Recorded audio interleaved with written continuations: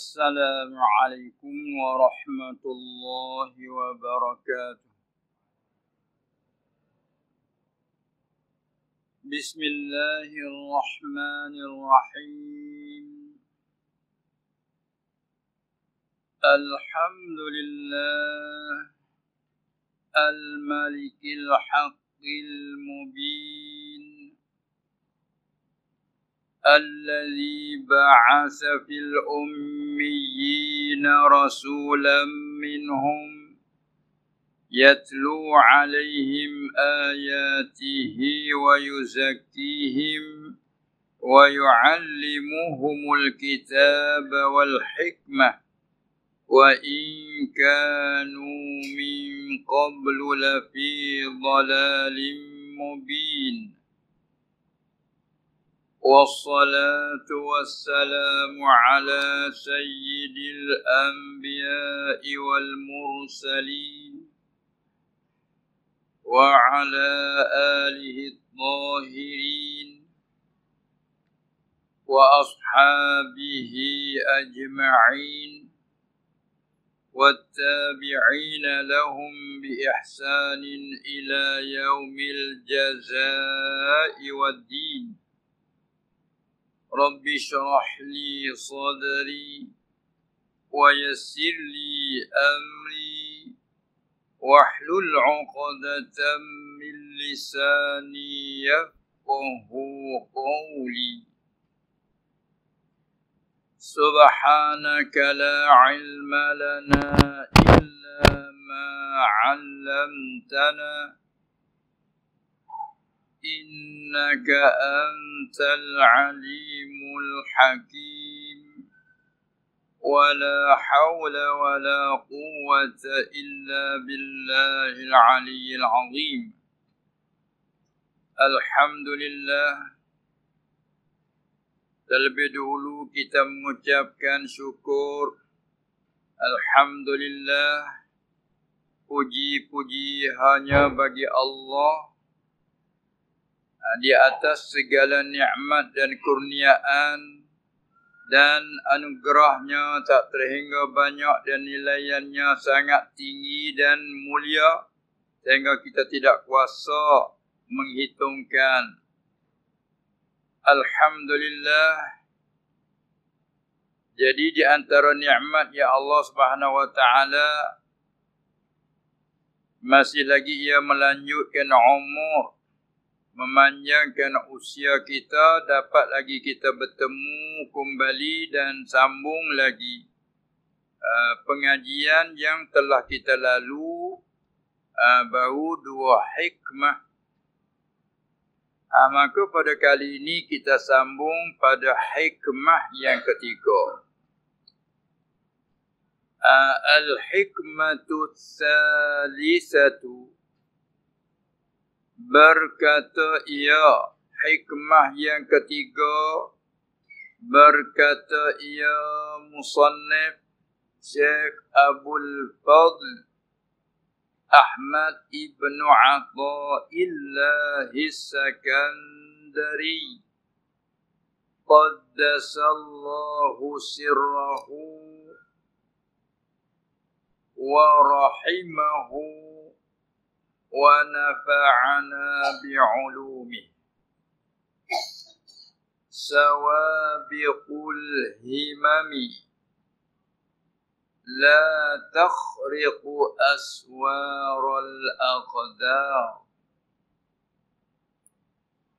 Artinya, bermula segala himmah yang tajam, segala cinta yang tinggi itu ataupun segala cinta yang kuat dibandingkan dengan suatu yang tajam. Umpama pisau yang tajam, kita maklumlah bila pisau yang tajam ada kekuatan boleh kita memutuskan sesuatu. Demikian juga alat-alat yang tajam, pedang, apalagi parang, kata orang sini. Kita orang petani panggil bajak. Yang tajam boleh kita buat guna dan mempunyai kekuatan, boleh memutuskan. Kemudian demikian juga segala hemah, segala cinta yang tajam, cinta yang kuat, itu tiada boleh mencari dan menemus ia. Segala hemah yang tajam tak boleh mencari dan menemus akan kota-kota bagi segala takdir. Yakni segala penentuan Allah yang telah menentu akannya oleh Tuhan Al-Haqqu Subhanahu wa ta'ala. Ini satu bagai cakap dikatakan idhafah musabbah bih kepada musyabbah. Lagi akan adalah huraian di bawah. Idhafah aswar kepada al-aqdar dipanggil idhafah musabbah bih. Maknanya muallif kita membandingkan segala qadar Allah itu dibanding semacam kota. Bukan kota ni yang kukuh, yang kuat, kalau panah tak tembus. Nah, panah tak tembus, kota yang kuat. Tengok kota Raja Gaza jam dulu, kota yang tebal, lagi pula kukuh, cuba panah, tak tembus panah. Demikian qada takdir Allah Subhanahu wa ta'ala dibandingkan seperti kota-kota itulah. Pada pihaknya tak boleh mencari, tak boleh menemuskan. Segala takdir Allah, Allah telah menentu dan menetap sekian-sekian akan berlaku, tak dapat tidak berlaku ia. Tak ada sesuatu boleh nak mengatasinya. Tak ada sesuatu boleh nak mengubahkannya. Ini secara hakiki ataupun dengan kata lain, kalau kita mengaji dalam usuluddin, panggil qada mubram namanya. Penentuan ataupun ketetapan yang telah Allah menetap dan menentukan tak boleh diubah sama sekali. Itu panggil qada mubram. Ya Allah Ta'ala kata, apabila sampai ajal seseorang kamu, tak boleh minta terdahulu, tak boleh minta terkemudian, satu saat pun tak boleh. Dan juga nak minta terdahulu satu saat pun tak boleh. Hanya tetap. Allah menentukan ajal kita sampai jam 10 malam. Dengan tak lebih satu saat dan juga tak kurang satu saat. Itu yang qada mubram. Ini yang dimaksudkan kata musannaf kita. Cinta yang tinggi, cinta yang kuat, yang ibarat dengan hemah yang tajam.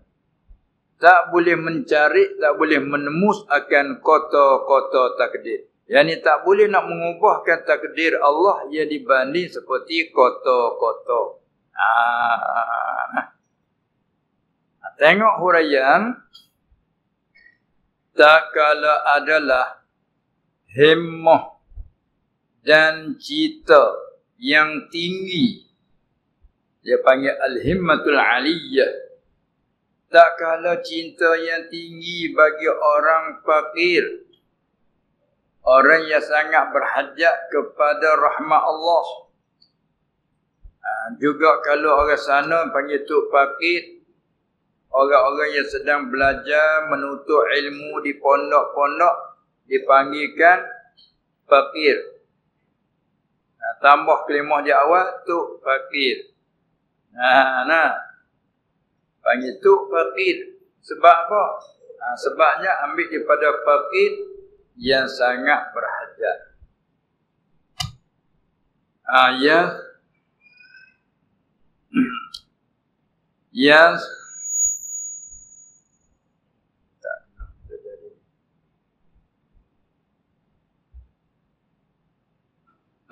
Yang fakir mana yang sangat berhajat, ia sangat berkehendak. Kita jadi fakir di pondok-pondok sangat berkehendak kepada ilmu. Kita sanggup mulazamahkan guru, sanggup kita tunggu duduk di pondok bertahun-tahun lamanya. Duduk apakah tujuan? Tujuan kita nak kepada ilmu. Fakir. Nah, maka begitu juga bagi orang ahli suluk. Semua mereka itu berkehendak kepada suci dan bersih hati dengan Allah supaya sampai hati dia kepada maqam ma'rifat khassah. Itu panggil fakir. Nah, tengok istilahnya orang beramal bersungguh-sungguh amal tujuan dapat suci hati sampai ke hadrat ilahiyah, dia panggil orang salik, orang sair.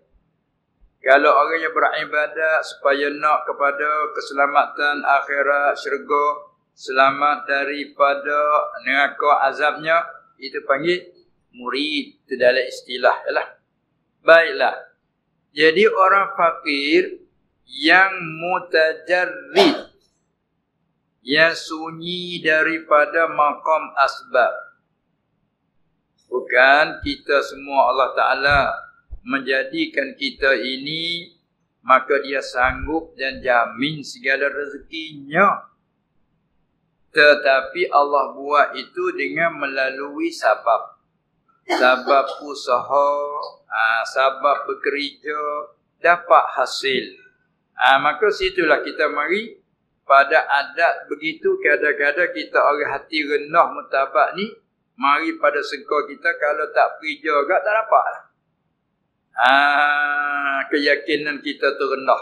Tapi bila keyakinan kita tinggi, maknanya semua tu dari Allah. Cuma dari Allah terkadang melalui sabab, terkadang tidak dengan melalui sabab.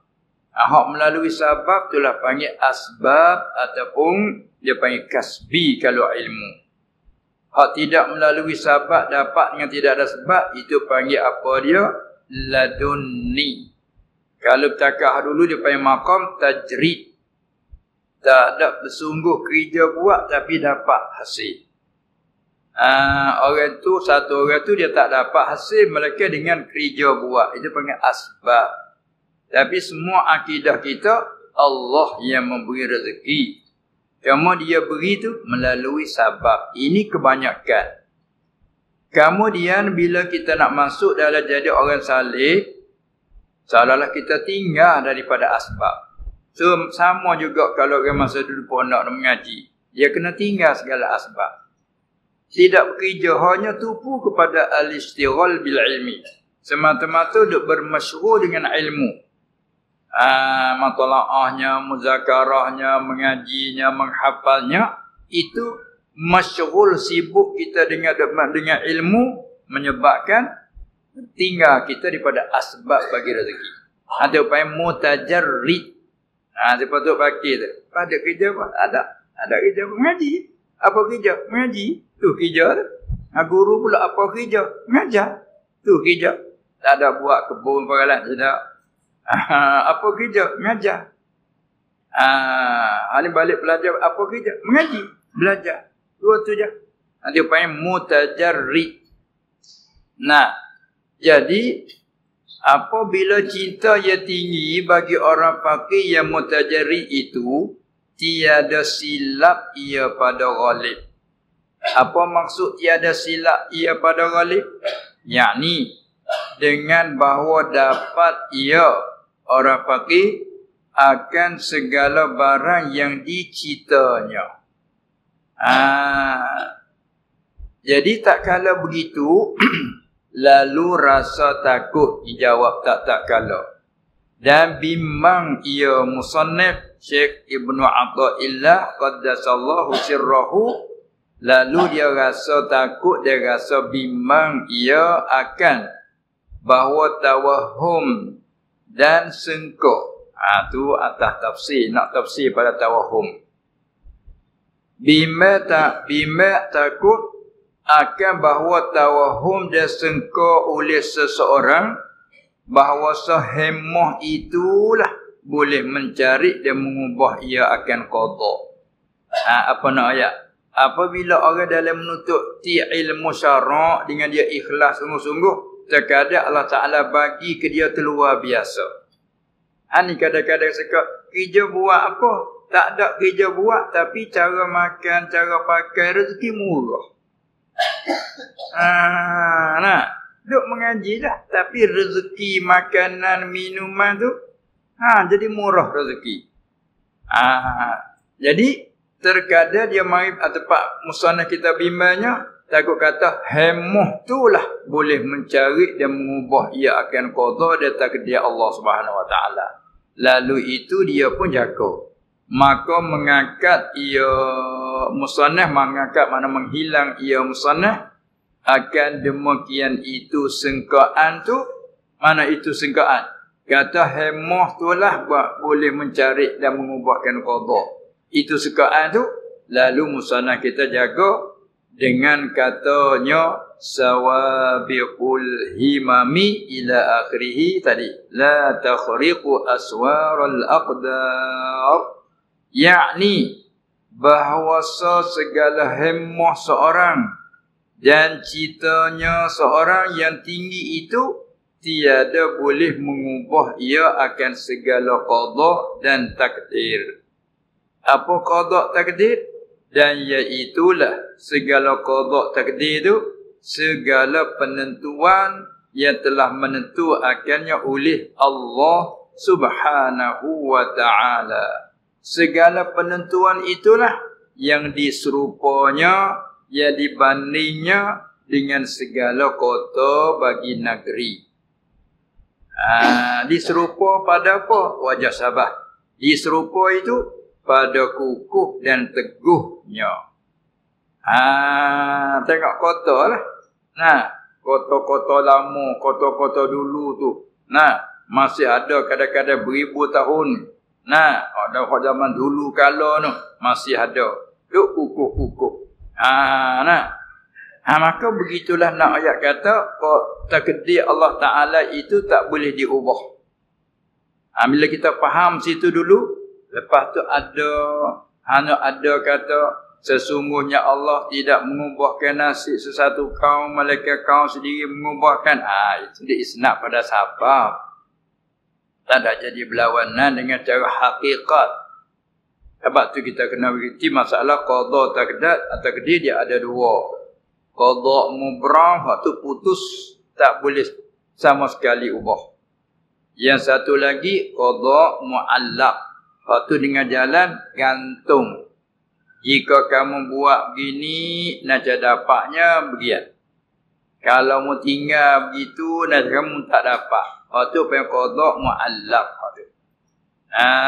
Apabila membetuli dengan qada mubram, berlakulah ia.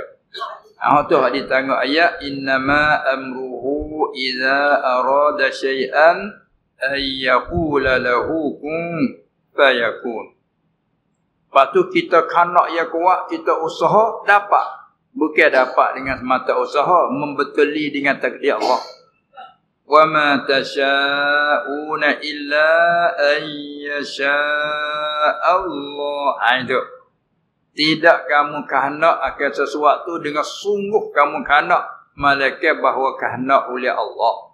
Jadi Allah takdir capai ilham bahasa kita mau pada sesuatu. Lalu kita pun berusaha sungguh-sungguh. Semua takdir dari Allah. Apabila kita sungguh-sungguh, dapat apa kita usaha. Itu pun takdir Allah menentukan dapat sikit-sikit dengan sebab usaha.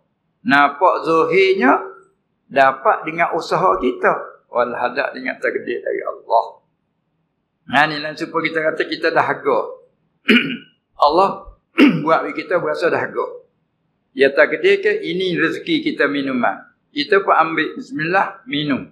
Minum. Setelah minum, rasa di kita hilang dahaga. Kalau soal dari segi akidah, dari segi kepercayaan pegangan kita orang mukmin, kalau disoal, adakah air ni yang menghilangkan dahaga kita? Orang mukmin jawab bukan air. Siapa yang menghilangkan? Allah yang menghilangkan dahaga dengan sebab minum air. Dia juga takdir berasa nak minum air. Dia juga takdir jadi kita tu berasa dahaga.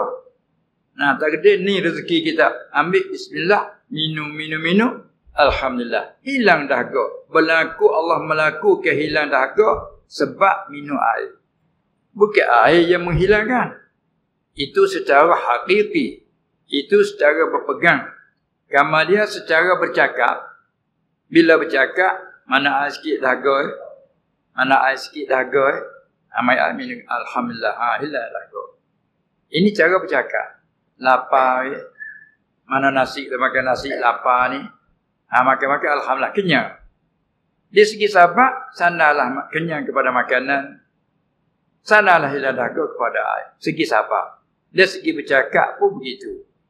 Tapi bila pergi pada akidah, adakah makanan yang mengenyang? Tidak. Adakah minuman yang menghilangkan dahaga? Tidak. Allah. Maka kita sana juga kepada mengenyang kepada makanan, ia panggil majaz isnad kalau yang mengaji ilmu ma'ani panggil. Allah sendiri pun dalam cakap dia, ayat dia bercakap dengan sanar kepada benar.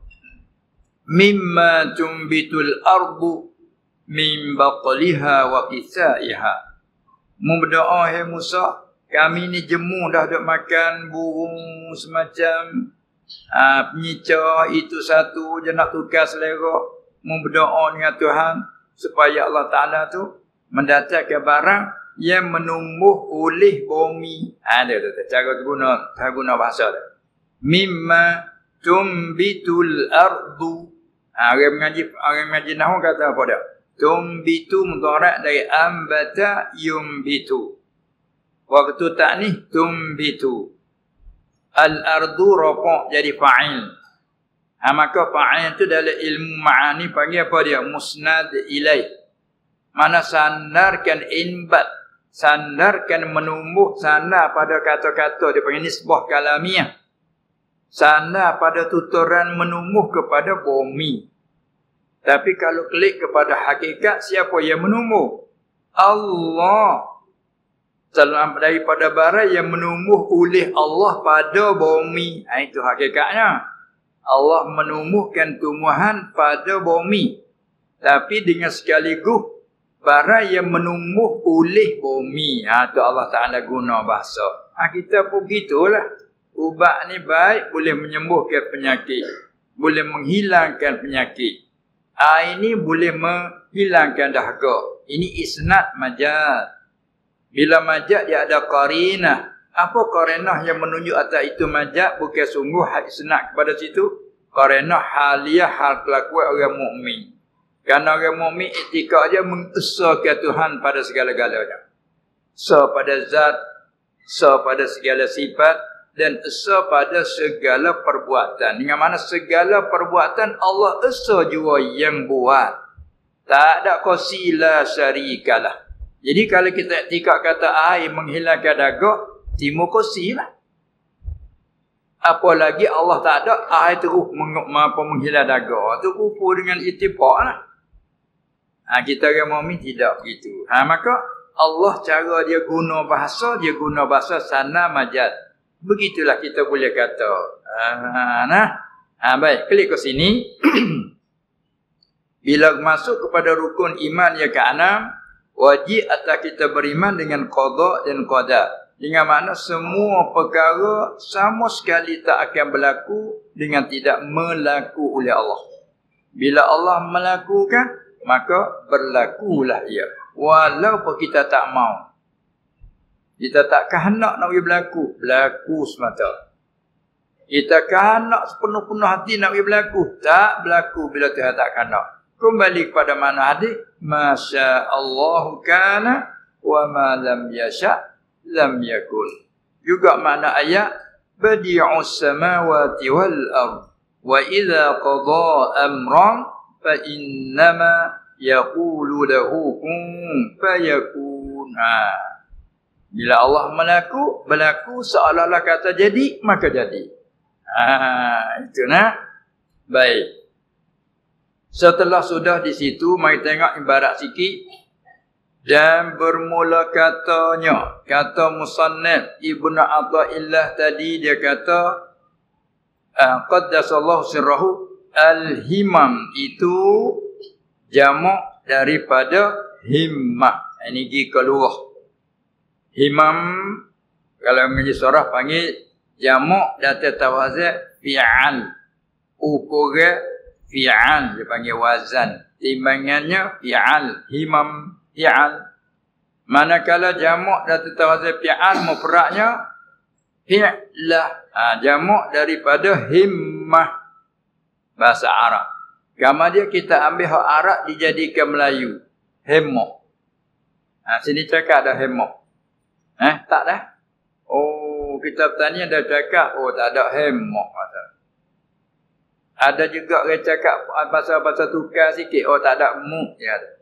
Tak ada mu. Tak ada mu nak buat. Apa tak ada mu? Daripada hemah tadi. Tak ada hemah nak buat.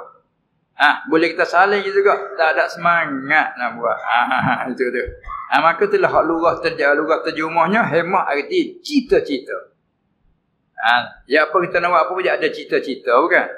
Tanamkan dulu cita-cita. Pas cita kita dia ada cita yang dhaifah, cita yang qawiyah. Tu mana hemah. Katanya hemah itu apa dia? Dan makna hemah ialah quwwan nafsi. Quwwah jamak pada quwwah. Al-himam itu maknanya quwwan nafsi. Dia guna jamak juga tu. Kalau mufrad kata quwwatun nafsi. Tu kaedah Arab dia tu. Bila mufrad kata quwwah, bila jamak kata al-quwa, jamak dah quwwatan quwa. Tu kaedah dia. Quwwan nafsil lati tanfa'ilu 'anha al-asya'u biiznillahi ta'ala. Apa artinya? Segala kekuatan hati. Kita ambil Arab jadi Melayu. Segala kekuatan hati. Ya begini kita nak reti satu-satu. Kan? Di kepala kita saja ni. Dalam sebutir kepala kita ni. Allah Ta'ala menjadi dalam kepala kita tu biji mata. Hadaqah. Jadi pula kita ni batang hidung mempunyai lubang. Jadi pula mulut, telinga yang mempunyai simah lubang telinga. Kemudian di mata pula di urat mata Allah Taala menjadikan satu quwwatil basar. Satu quwwah. Kalau kita mengaji usul kat panggil apa? Sifat maknan. Kalau mengaji usul. Dengan ada sifat makna sifat basar, ini kata quwwatul basar. Sekaligus panggil hasatul basar atau panggilan beberapa apa. Hasatul basar pancaan ra yang kita dapat melihat dengan ada sifat basar pula. Maka sini guna quwwah. Di kita ni ada quwwatul basar. Dengan ada quwwah ni dapat kita lihat. Allah Ta'ala menjadi dalam telinga kita quwwatus sam', sifat pendengar. Dengan ada kuah ini dapat kita dengar macam kita dah dengar suara. Dengan kuah tu sam. Kemudian kita halih pada situ. Mari di jantung hati. Kan? Ni kepala. Oleh anggota zuhir. Dalam dada kita ada jantung. Dalam jantung hati juga Allah Ta'ala menjadikan kuah. Itu panggil mata hati. Sini mata kepala. Ini mata hati. Ni panggil basar mata kepala. Mata hati panggil basirah. Itu suatu kuwah. Ya bila ada yang tu, kekuatan tu lah mari cita. Tinggi citanya. Cita-cita yang tinggi. Hemah yang tinggi. Orang petani kata ambil harap yang dicapur. Hemah tinggi. Oh dia tu hemah tinggi. Tu orang nak buat apa-apa. Kalau tak ada hemah dia tak boleh buat. Kerja tak nak buat tak ada hemah.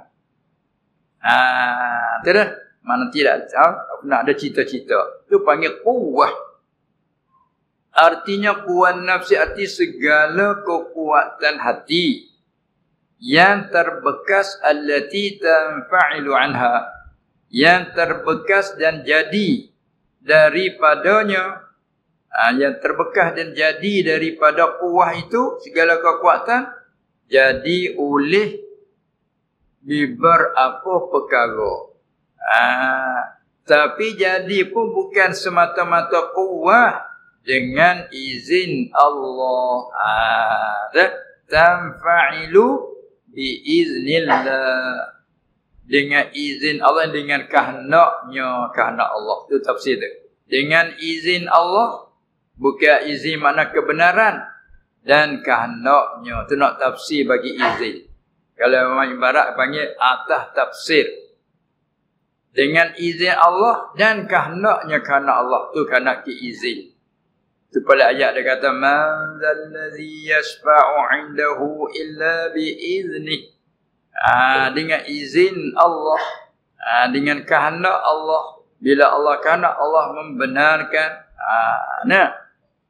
Jadi supaya tadilah makna Allah menentu pada sedia kala pada azal, menentu dengan iradatnya. Itu dalam Usuluddin kata. Allah menentukan dengan masa sekian-sekian masa. Nah, kemudian sampai masa hak dia telah menentukan masa sekian, maka dia menjadikan, dia melakukan apa hak dia telah menentu. Itu panggil qada takdir. Qada dan takdir. Kadang-kadang kita menentu dalam jangka kita sekian-sekian, tapi tak ikut hak kita menentu. Ni kalau tengok, kalau kanak kita nak pergi sapa sini, kalau boleh gak jam 4 tadi, jam 5 nak pergi sapa. Tapi tak, jam kat tengah jalan. Mana? Sapa tu Allah Ta'ala menentu siap dah. Kalau tadi sudah mengajar di sana tu nak selalu dah. Tidak makan minum dah. Dalam hak kita dah menentu, dah rancang cara kita. Sama nak rekah masa supaya awal siapa di sini. Nah, tu hak kita dah rancang. Mengajar sudah jam 11.30. Bukan. 12.30. 12.30 mana kata jam 11.30 kita sana. Sudah tu nak selalu mari. Tapi tak boleh nak berlepas selalu. Orang sedia dengan makanan. Pada awal tanya sudah mengajar nak selalu tak makan dah. Kata dia tak makan dah, sudah nak selalu. Begitu lagi. Tapi apabila sudah mengajar, tak boleh nak selalu, kena makan. Sebab Allah menentukan ini rezeki untuk makan juga walaupun sedikit. Ini kita pergi kepada itu yakin. Itu kata kita hanya merancangkan saja. Lepas tu kita rancang-rancang jadi mengikut rancangan kita. Itu kebetulan takdir Allah. Dia kata kita. Barulah kita tak jadi sombong. Barulah kita tak jadi perasan, kata orang petani. Tak jadi angkuh. Sebab apa? Berlaku pun, alhamdulillah, ini dengan kehendak Allah. Bukan semata-mata kehendak kita, tapi kebetulan kita kehendak sekian, dapat dengan kehendak. Ini kebetulan yang Allah Ta'ala menentukan. Kadang-kadang kita rancangnya begini, tapi tak membetuli kehendak Allah. Tak jadi supaya kita rancang tu. Hingga jadi kok lain. Kita ingat ini takdir Allah. Dia siapa situ semua. Barulah hati kita tak jadi kegelisahan. Kita kehendak sekian dapat tak batal, tak cukup dengan kehendak. Alhamdulillah ala kulli hal. Itu. Ni ilmu dia cara tu. Nak bina di atas kita akidah kita, rukun iman dia ke anan, beriman dengan qada dan qada tu beriman. Ilmu ni nak menyempurnakan iman tu. Baik. Kemudian dia bicarakan sedikit dalam cakapan kaedah. Maka bermula idhafat. Ini kata-kata bentuk nahwu ni idhafat ni. Isnad. Kalau bahasa luar panggil isnad ataupun ilmu ma'ani panggil isnad. Maka bermula idhafat akal lafaz sawabiqu. Idhafat kepada lafaz al-himami. Tengok tadi. Sawabiqul himami. Kalau main nahwu, sawabiqu mubtada, jumlah la takhriqu khabar mubtada. Itu nahwu. Lepas tu tanya lagi. Sawabiqu mudhaf, al-himami mudhaf ilaih. Kalau kita biasa mengaji nahwu. Kita tak biasa mengaji, dengar je. Tak ada rugi, tak ada sia-sia apa. Dengar bagi kebaikan, dapat kebaikan. Maka idhafah apa panggil itu? Bermula idhafah akal lafaz sawabiqu kepada al-himami itu panggilnya daripada idhafah sifat kepada mausufnya. Seperti barang yang telah diisyarat kepadanya, kepada kata sifat, idhafah sifat kepada mausufnya tu telah isyarat pada terjemahan. Tengok kita terjemah macam mana. Bermula segala hemah yang tajam. Itu isyarat dah tu. Kalau terjemah harfiah ke bagi. Asal ni cara nak jumah kalam Arab, terutama sekali Quran dan hadis dan juga kalam nakalan ulama. Kita kena jumah harfiah. Apa harfiah? Dari huruf ke huruf. Huruf Arab. Kita nak saling kepada bahasa Jawi, Melayu. Dia panggil harfan. Terjemah harfiah namanya. Terjemah gini. Sawabiqu, bermula segala yang tajam-tajam. Al-himami, yang tajam-tajam bagi segala himmah. Ni memang gitu. Tapi tak, dalam terjemah tu, bermula segala himmah yang tajam. Jadi apa yang pada? Pusing balik tu. Jadi terjemah ambil lapar himmah dulu. Bermakna kata dalam kaedah apa tu, nak isyarat apa tu? Nak ayat tu sawabiqu idafah pada himami, idafah sifat pada maksud. Ia ni asal terkik kalannya begini. Al-himamus sawabiqu. Saya itu. Al-himamu mubtada, sawabiqu sifat. Dalam kaedah yang panggil. Al-himamus sawabiqu. Sawabiqu jadi sifat pada himamu.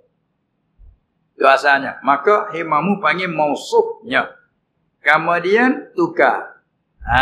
Ambil al-himamu dijadikan mudhaf ilaih. Ambil sawabiqu didahulukan jadi mudhaf namanya. Maka dipanggil idhafah sawabiqu pada al-himami. Makna apa? Maknanya asalnya sifat bagi mausuf. Bermula segala hemah ia tajam. Itu sifat. Ni kena bahas kaedah dah lah. Dia cara mengaji lagu tu lah. Sebab tu kalau tak ada kaedah lagu tu, sekadar kita nawi ucapan awak bersarah saja tak apa bersarah, tapi kena main kaedah ni ya cara dia. Ni hadis Quran ada waktu berhukum lagu ni. Ni idhafah apa ni? Tidak tu berhukum ni kena orang tahu dalam kaedah dia. Dia tak siapa dengan ceramah-ceramah pandai kata, berani kata lagi. Itu dia. Tapi apabila kaedah, ini dia cara dia. Baik. Sawabiqul himami asalnya al-himamus sawabiqu. Maka pusing. Panggilnya idhafah sifat kepada mausuf sebagaimana isyarat dalam terjemah. Bermula segala hemah yang tajam. Dia panggil idhafah. Dia panggil itu sifat pada mausuf. Satu. Dan adapun idhafah lafaz aswara kepada al-aqdari. Dia kedua pula tu. Aswara nasak mafu'u bagi takhriqu. La takhriqu aswara. Kalau kita baca la takhriqu aswaru, salah tu. Lahnun yughayyirul makna. Itu yang panggil cara dengan ngaji kaedah lagu tu. Kena senang. La takhriqu aswara. Maf'ul takhriqu. Manakala aswara idhafah pada al-aqdari idhafah apa? Tak seperti idhafah yang pertama tu. Ni panggil idhafah katanya.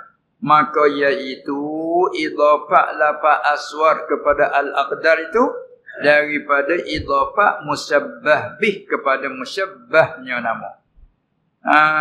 Tadi sebab isyarat dalam tadi jugalah. Tengok terjemah tadi. Tiada boleh mencari dan menemui ia akan kota-kota bagi segala takdir. Mari bila tafsir bawah ni. Tafsir kata nak. Dan bermula asal pada tarkib kalam. Asal pada susunan kata-katanya begini. Al-himamus sawabiqu. Kenapa salalah al-himamu mubtada, as-sawabiqu tu sifat. Bila sawabiqu sifat ada al-himamu, himamu panggil mausuf. Itu pada istilah dia. Ini kita lalu. Ini tak kalau termudah kita nak lalu. Al-himamus sawabiqu la takhriqul aqdara al-musyabbahata bil aswari. Dia panggil susunan takdir ibarat. Arti segala hemah yang tajam. Seperti terjemah di atas.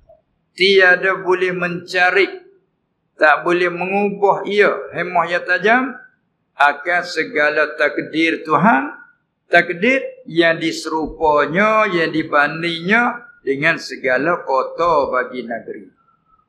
Tu asal tarkib. Lepas tu pusing. Ambil al-aswad tu dibuat mudhaf, ambil apa dia al-aqdar buat mudhaf ilaih. Bunyi aswarul aqdar. Asalnya al-aqdara al-musyabbahata bil aswar. Betul? Tu kaedah dia. Tu kita lalu dia. Seperti barang yang telah lalu pada taqrir dan huraian. Wallahu a'lam. Salah tu cara kaedah dia tu. Beginilah kita namai ayat Quran, namai hadis-hadis. Moga dia mari dengar apa dia uslub dia tu. Lugah Arabiyah lagi pula lugah yang fasihah. Dia ada kaedah, maka ulama setiap bidang dia buat kaedah. Semua ilmu yang dibuat itu tuju kepada Quran dan hadis. Itulah. Baik. Klik kepada sini. Dan bermula ini hikmah. Selesailah bahasan tu. Dan bermula ini hikmah. Musanna kata sawabiqul himami la takhriqu aswar al-aqdar. Ataupun dengan kata lain, dan bermula ini hikmah yang ketiga ni. Ialah menempati illat bagi barang yang telah dahulunya. Bagi hikmah yang telah dahulu. Mana hikmah yang kedua? Iradatuka iradatuka tajrid, hikmah yang kedua dulu. Maka hikmah yang ketiga menempati illat bagi hikmah yang telah dahulunya. Karena ibarat hikmah telah dulu, hikmah yang kedua. Dan juga barang jadi illat juga bagi barang hikmah yang kemudiannya. Hikmah yang keempat lagi ke datang. Hikmah yang keempat lagi ke datang juga ini menepati illat. Apa illat? Salah kata, apa sebab? Nanti tengok huraian dia. Maka seolah-olahnya musannif Syekh Ahmad Ibnu Athaillah seolah-olah berkata ia begini. Bermulakah hendak dan mahu hati engkau wahai murid akan menyalahi kehendak Tuhan engkau subhanahu wa ta'ala dan pilihannya atas ada kehendak. Bermula kehendak dan mahu hati engkau hai murid. Kehendak apa? Kehendak akan menyalahi kehendak Tuhan kau, nak menyalahi pilihan Tuhan kau itu tiada dapat ia akan satu faedah dan juga satu manfaat jua pun tak dapat. Mu nak menyalahi tak boleh. Kenal dulu kamu siapa. Kamu hamba Allah. Kita ubudiyah dia. Maka kita merbub ialah apa dia? Kita adalah kejadian dia, ciptaan dia. Maka dialah Tuhan yang menciptakan kita. Bagaimana kita nak langkah nak menyalahi kehendak dia? Lagi kita sama makhluk lagi. Kita sebagai anak nak menyalahi kehendak ibu bapa. Sekiranya kehendak ibu bapa tidak menyalahi syarak, tak boleh menyalahi. Namanya derhaka. Begitulah pemimpin yang adil. Bila dia perintah suatu perkara terhadap ayatnya, maka wajib kena taat, tak boleh langkah perintahnya. Itu sama makhluk, apalagi makhluk dengan Tuhannya. Maknanya jangan engkau menyalahi kehendak Allah. Sebab apa? Ni menepati ilat ni. Sebabnya hemah ia tajam, tak boleh mengubah kehendak Allah. Itu yang panggil hikmah ini menepati illat. Sebab itu kalau engkau Allah Ta'ala lantikkan engkau makam tajrid, engkau jangan beralih kepada makam asbab. Kalau engkau duduk di makam asbab, kita ni dapat hasil Allah Ta'ala beri waliknya, kita dapat dengan jalan usaha. Jangan kita nak berhenti daripada usaha semata-mata. Jangan, kerana kita terletak makam tu. Sebab kita nak pindah pun tak boleh, nak menyalahi kehendak Allah. Itu makna kata hikmah ini ialah menempati illat bagi hikmah yang dahulu, hikmah yang kedua, dan juga ilat bagi hikmah yang akan datang yang keempat. Jadi seolah-olah musannaf kata begini, bermula kehendak dan mahu hati engkau wahai murid, kehendak dan mahu akan menyalahi kehendak Tuhan engkau subhanahu wa ta'ala, dan pilihannya pilihan Tuhan kau itu tiada dapat ia kehendak mahu hati engkau itu tak dapat akan satu faedah dan satu manfaat jua pun. Sebab apa? Kerana ini makna hikmah ini, kerana bahwasanya apabila adalah segala hemah yang tajam, cinta yang kuat ibarat macam sesuatu yang tajam. Sesuatu tajam bila memutuskan sesuatu yang lain macam putus, itu sesuatu yang tajam. Lain pada sesuatu yang tupul. Maka hemah yang tinggi kuat ibaratnya macam sesuatu yang tajam itu tiada terbekas daripada hemah yang tajam oleh segala perkara, malaikat dengan izin Allah subhanahu wa ta'ala dan kehendaknya kehendak Allah.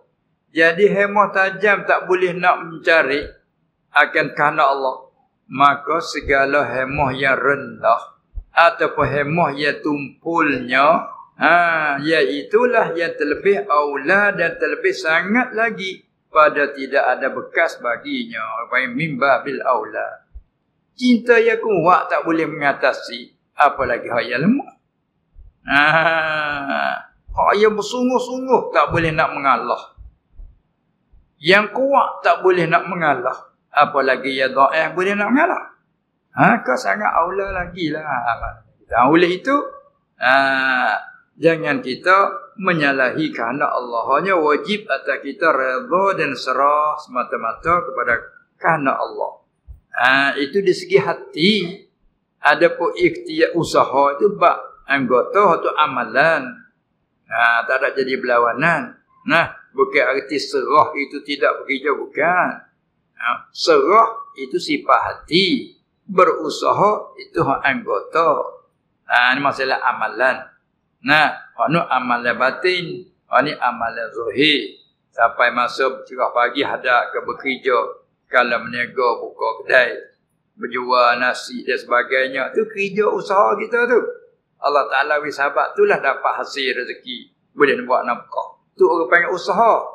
Hati-hati. Batin hati, amal batin hati, serah kepada Allah. Itu lah. Ya silap faham. Orang petani panggil tagangan lain-lain. Serah tu amalan hati. Berjual beli ni amalan zahir. Buat benang, buat sawah, padi, itu amalan zahir. Buat kebun, itu amalan zahir. Hati serah kepada Allah. Kita berjual hari ni sekaligus mari di hati nak dapat 1,000. Jual dapat hanya 800 je. Tak cukup 200 dengan kehendak. Kita serah kepada Allah, jadi tak jadi gelisah hati kita. Tak jadi rasa susah. Macam mana berlapan. Alhamdulillah ala kulli hal. Kehendak kita begitu. Allah menentu sekian. Alhamdulillah. Tu lah. Tu berkata, macam mana hari ni? Tu nak jadi muka lain. Kadang-kadang kita cari sebab. Sebab apa hari ni aku boleh 800? Sepatutnya aku nak boleh 1,000. Sebab dia tu jual. Kita tak tahu lain tu nak timbul berdeki, nak timbul apa. Wak lupa kata rezeki hak Allah menentukan. Itu dia jadi punah. Cuba kita sapa situ. Alhamdulillah rezeki kita banyak ni hari ni. Jangan tengok hari ni saja. Kemarin boleh 1,000 lebih. Kemarin 1,000 lebih. Kemarin dulu 1,000 lebih. Hari ni 800. Nak tahu apa gelisah. Mak lupa kemarin. Ni hati kita rusak. Bila hati siapa? Alhamdulillah. 1,200. Alhamdulillah ala kulli hal. Boleh 800. Alhamdulillah ala kulli hal. Maka nak pergi situ mulut Alhamdulillah. Tak je mari di hati ni. Bila hati ni siapa dia, mari di mulut lagu tu. Cuba hati tak siapa. Macam mana ni boleh 800? Sahabat dia tu main jual. Orang jual banyak tu. Jadi. Orang jual banyak. Dekat masa aku duk jual seorang hari tu, 1,000 lebih boleh. Lah ni orang jual banyak. Tinggal 800. Kadang-kadang tak dapat setengah. Yang dia buat lah. Dia tengok tak orang tak tengok tak. Tuan. Ini rusak siapa? rusak kita. Maka ilmu ini tazkiyatun nafs. Itu dia. Yang bila orang ada siapa saja dia tenang hatinya. Tenang. Sikit barakat. Banyak tak barakat? Kan? Nak rezeki yang barakat. Sedikit pun barakat. Lebih pada hak banyak. Banyak bilangan akal saja je. Hak ni sedikit bilangan akal tapi subur akhirat. Supaya kita tanam satu pokok je durian kita. Tapi Masya Allah, sepokok durian pun buah dia tu elok, buah dia tu bagus. Mahal nilaiannya. Dengar orang 2, 4, 5 pokok, mahal hak kita lagi. Itu kepanggil sana nak bani. Subur tak subur. Supaya tanah kita tepi batas besar. Tepi jalan besar, jalan raya. Tanah sepik je 1 ekar tak sampai. Tapi kat harga Allah. Beratus-ratus ribu sini, berjuta. Tapi tanah yang luah, duk jauh tu. Berapa je? 10 ekar. Tak sama dengan setengah ekar kita. Setengah ekar kita ni beratus-ratus ribu. Ni 10 ekar. Tak apa 100 ribu. Ni nak contoh kata, banyak pada bilangan tapi harga nilaian tak hebat. Ni sedikit bilangannya kawasan sempit. Tapi harga nilainya banyak. Tu nak contoh barakah. Kita menegak ini boleh 800. Tapi ikhlas kita molek menegak molek 800 ada keberkatan. Kerana kita kerja yang halal. Hati senantiasa bergantung dengan Allah. Dapat sikit Alhamdulillah ala kulli hal. Barakat. Yang nu kita kemaah hati kita nak 1,200. Boleh 1,500. Berapa kita. Ini apa ini? Ini sombong. Ini. Hati kita faham. Ilmu nak baiki yang tu lah. Jangan silap faham. Nak baiki yang tu. Baiki hati kita masing-masing. Kan? Allah Ta'ala sebut dalam Quran. Wa yu'allimuhumul kitab. Dia sebut yuzaki dulu. Wallazi ba'asa fil ummiyina rasulam minhum. Yatlu alaihim ayatihi. Wa yuzakkihim. Baru. Wa yu'allimuhumul kitab wal hikmah. Maka ulama' buat perhati di segi tarkib. Dari segi susun kata-kata. Dia sebut yuzaki dulu. Allah Ta'ala sebut wa yuzakkihim, dan menyuci ia Nabi Rasul sallallahu alaihi wasallam itu akan mereka itu. Menyuci apa? Menyuci hati. Tengok daripada i'tikad yang syirik, menyuci daripada syirik. Nifak, menyuci daripada nifak. Sahabat tu orang awal-awal selalu kena susah apa tu, dia nak menyuci sungguh. Diuji dengan menyakiti. Tengok bila dia Islam, dia Allah dengan menyakiti, dia suci semua hati dia. Dia bagi baju zikihim. Maka tu barulah wa yu'allimuhumul kitab wal hikmah. Tengok ajaran masa awal Islam tak ada banyak sangat hukum. Hak haram babi, bangkai, tak ada banyak perkara lagi. Agak masih halal lagi masa tu, masih harus lagi. Berjudi masih harus lagi masa tu. Tu dia. Karena pentingnya nyuci hati. Maka nak suci dia dengan uji macam-macam orang Islam masa tu juga Allah dia menyakiti lah. Maka dia fokus sungguh baru mai wa yu'allimuhumul kitab wal hikmat.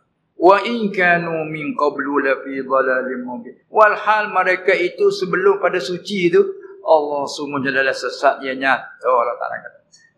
Tapi dengan suci bersih hati mereka itu, patut turun hukum mari. Mengharamkan arak.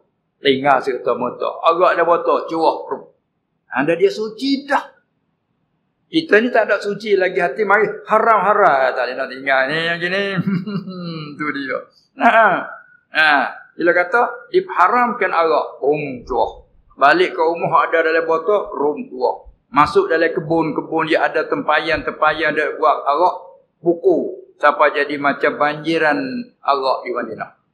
Boleh taat serta-merta. Judi diharamkan. Berhenti itu. Sebab dia suci dah. Tapi cara Islam, sikit demi sedikit. Betul Allah asuh dia panggil. Demikianlah sebab tu bab menyuci ni besar. Tengok kita boleh solat dah tu. Hati tak suci lagi kadang-kadang.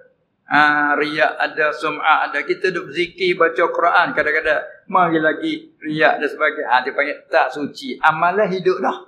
Amalan zahir hidup dah. Batin kita belum suci. Ini ilmu nak menyuci dia panggil.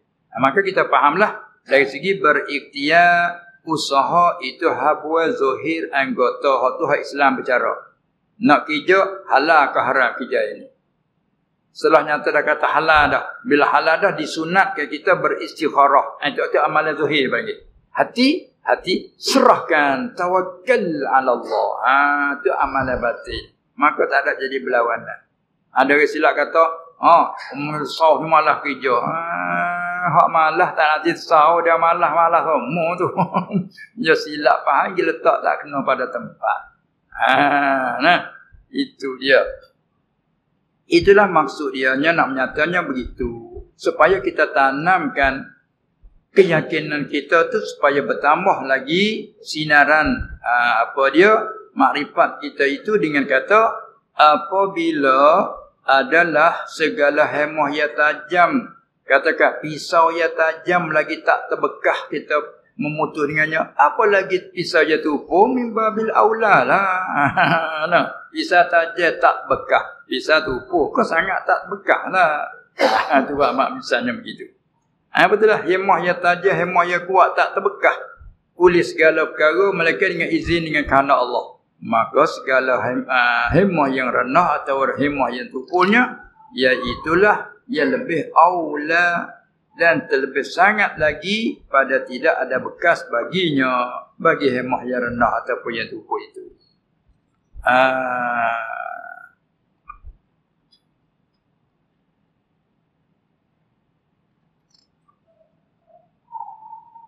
Maka maksud musannaf, kita kira sikit lagi. Maka maksud dan musannaf Syekh Ibnu Athaillah dengan ini perkataan, dengan ini yang kata sawabiqul himami la takhriqu aswaral aqdar. Apa maksud dia? Ialah semata-mata hendak tabrid. Ni kalimah Arab. Barrada yubarridu tabrid. Pak kita buat arti Jawi. Ni maksud musannaf ialah semata-mata hendak tabrid dan mensejukkan. Mensejukkan cuma pada tabrid. Hak ni juga kita dah bercakap kalau nak motor kereta kita dah suruh break ni dah ni. Break sikit. Tapi kita guna break ni, kita tahu break ni kelima bahasa apa break ni? Bahasa putih panggil break tak? Panggil break Orang putih panggil break. Arab tabrid. Tapi kita tak panggil tabrid lah, kita buat tak dengan break je. Pas kali kita Melayu betul-betul break ni apa? Kalau kita lari terlalu laju, break sikit. Mana slow sikit. Kan? Slow sikit. Kalau kata nyaring kuat sangat, slow sikit, agak perlahan sikit. Lepas tu logat sini pula, bila perlahan bahasa surat, potong-potong tinggal pelan-pelan. Itu tak? Mari kita pergi pelan-pelan. Pelan-pelan. Pergi pelan-pelan. Kita pergi pelan-pelan. Pergi perlahan-lahan. Tidak pergi pelan-pelan. Tidak kawan di belakang. Kawan dah ikut belakang. Mari aku pergi pelan-pelan lah. Orang tadi kata pergi pelan-pelan. Orang tadi kata tu pula. Mari aku pergi pelan-pelan.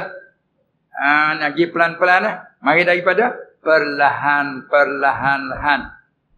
Tidak pergi derah dalam gedung hati kawan tu. Pergi 50, 70. Kawan ni main taruh. Bos apa dah baru pakai laju. Aku pergi pelan-pelan.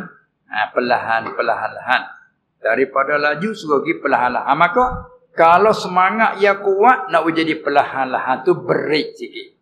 Maka musannaf nak break sikit. Tu dia. Tu mari. Hemah yang tajam tak boleh buat apa. Pisau yang tajam tak bekah. Apa kata pisau tupu? Kau sangat tak terbekah. Mana hemahmu tinggi, semangatmu kuat tak ke mana pun tak boleh mengatasi takdir Allah. Supaya kata hak semangat tu, break sikit.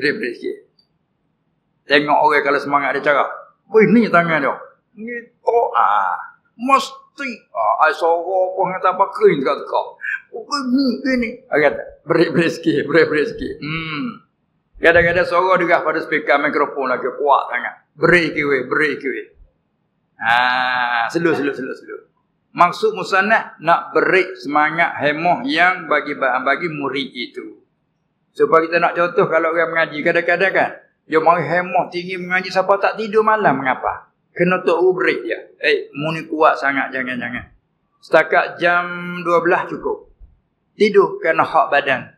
Esok nak mengaji pula. banyak lagi kita nak mentelaah. Jangan sampai tak tidur nanti rusak. Kita kena mengaji dengan masa yang panjang. Maka masa lama. Kuat sangat sampai tak tidur. Itu dia. Itu apa kena break sikit.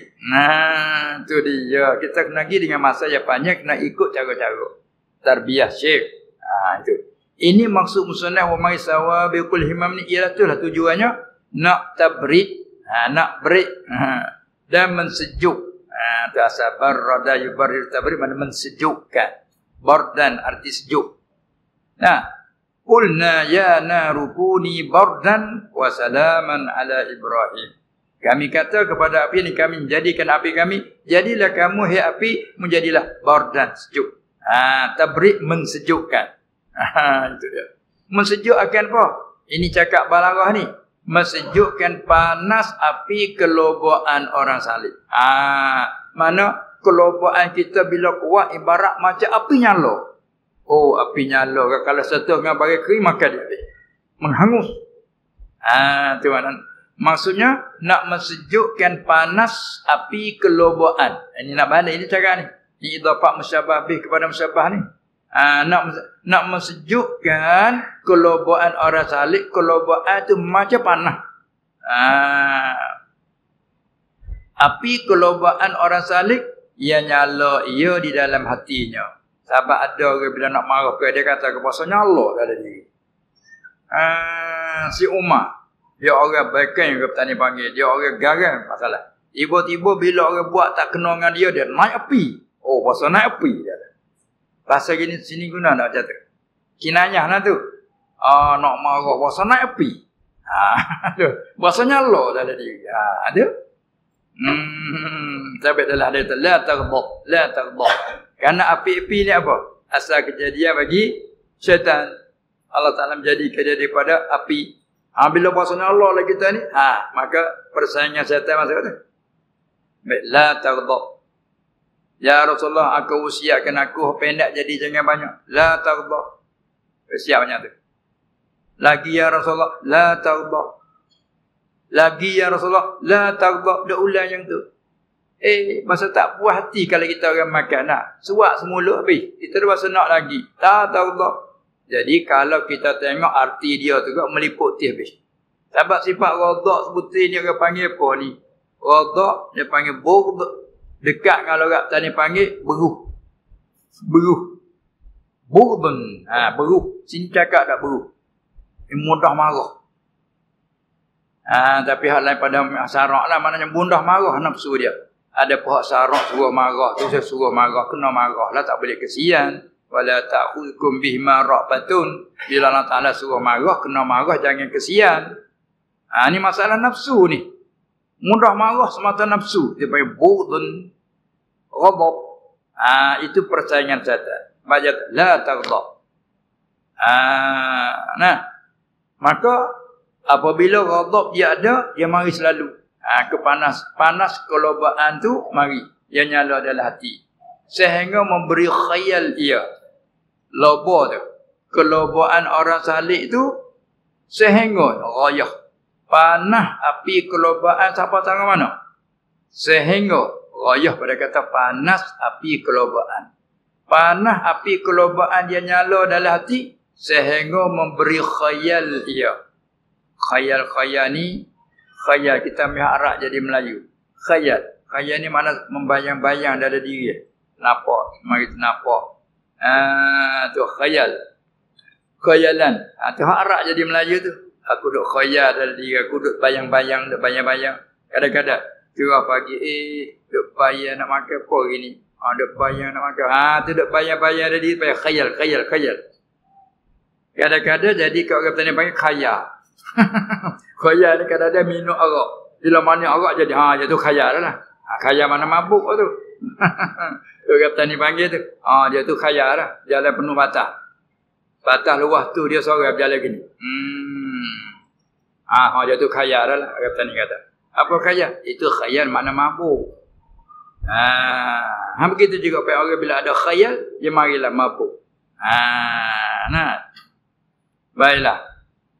Terkadang terlalu kuat hemah dia tu sampai memberi khayal ia baginya bagi orang salih akan bahawasa, memberi khayal akan bahawasa mahu.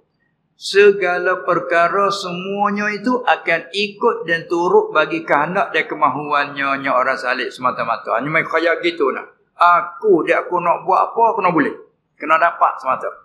Tak pernah lagi mungkin, tak pernah lagi silap kata-kata ni. Bila aku nak buat selalu boleh. Aku anak sebanyak mana kena dapat. Mai khayal kata seolah-olah benda itu ikut dia semuanya. Ketika itulah nak jaga takut rusak lama naik angin jadi tinggi ke rusak gitu. Nah, itu musannah kita jaga selalu. Ingat hai murid, segala cita hemah yang tinggi tak boleh mengubahkan takdir Allah. Apa lagi hemah yang rendah. Sebab takdir Allah ialah tetap. Ibarat macam kota yang kukuh, siapa panah dengan kuat tangan mana tak boleh menemuskan kuatnya, kukuhnya. Inilah kata orang ahli sufi, at-taqdiru la yufidu at-tadbiru la yufidu at-taqdira walau mi'ata alfin. Tadbir, pengaturan, hak kita dah atur begitu begini, tadbir, mengatur, tak boleh mengatasi akan takdir Allah. Walau 100,000 kali kita atur pun tak boleh mengatasi. Arti kita hanya kena redha semata-mata dengan Allah. Kalau kita dapat aturan yang kita atur, kita kena puji Allah semata-mata. Kerana itu membetuli kerana Allah, bukan semata kita. Yang nak ajar kita situ deh. Baik. Memberi khayal kata semua segala perkara itu akan ikut dan turut bagi kehendak dan kemahuannya semata-mata. Satu. Dan bahawasanya memberi khayalkan bahawasanya semua perkara itu tak dapat tidak dan mestilah dapat ia salik akan sekaliannya semua perkara itu. Lalu itulah sana kita nak berik sikit. Supaya tengok kadang-kadang bisa begini. Setengah padanya kalau orang yang duduk dalam jalanan keluar satu tarekah, keluar jemaah keluar. Kita tak pernah keluar kan. Tiba-tiba orang ajak keluar, kita keluar. Keluar 3 hari sebulan balik. Ada bulan depan keluar pula. Dan dia mari naik semangat maulid, hok ni hok tu sekali. Sudahlah. Dapat kau mengaji, pokok duduk mengaji 10 tahun. Tak siapa ni baru sebenar. Kena break tu. Break sen. Kena break. Ni ingat murid-murid masa dia mengaji dulu. Dia duduk mengaji. Boleh mengaji dia tu. Boleh mengajar. Kau tu duduk mengajar dia mata alfiyah. Dia minta khusus dan lamiyatul af'an. Se'asara. Mengaji dia boleh mengajar. Tiba-tiba dia tu keluar. Mula-mula timbul gitu. Dalam 30 tahun dulu. 30 tahun lebih dulu. Keluar. Balik mari di pondok. Lepas solat asar, bangun bayar selalu. Tok budak cokoh. Bangun bayar. Ninja. Duk mengaji selama kemari. Tak ada boleh buat amal apa tadi. Bila keluar begini, barulah hak sungguh. Siapa tu budak diam. Seolah beralah ke dia. Dia naik semangat kuat dia. Dah tu kena break ke dia tu. Lepas dia. Lama tu dia sedar balik. Minta nak sambung ngaji sebulan. Tu dia. Dia kata habis dah. Habis dah. Ibarat macam tuak nira kita buah dia terpayang kan. 3 hari tak dia jadi berbuih. Masa duk buih tepus tak boleh tu najis pada kita. Kita najis kita kena basuh kita. Kena baju kita, muntah najis baju kita. Ketika itu. Tapi dia ada surut. Jadi cukup. Hukumnya suci balik. Itu dia.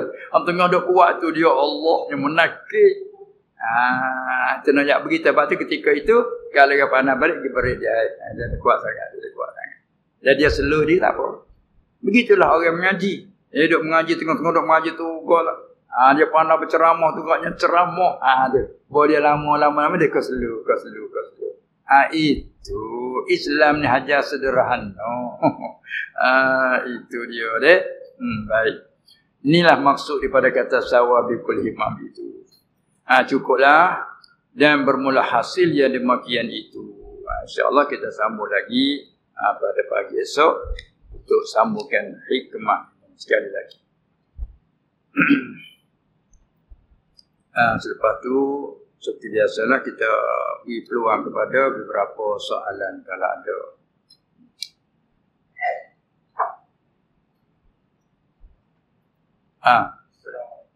Waalaikumsalam warahmatullahi.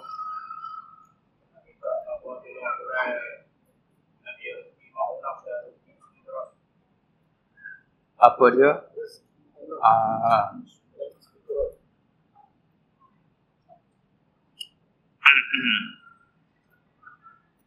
Kita nak panggil juga rezeki.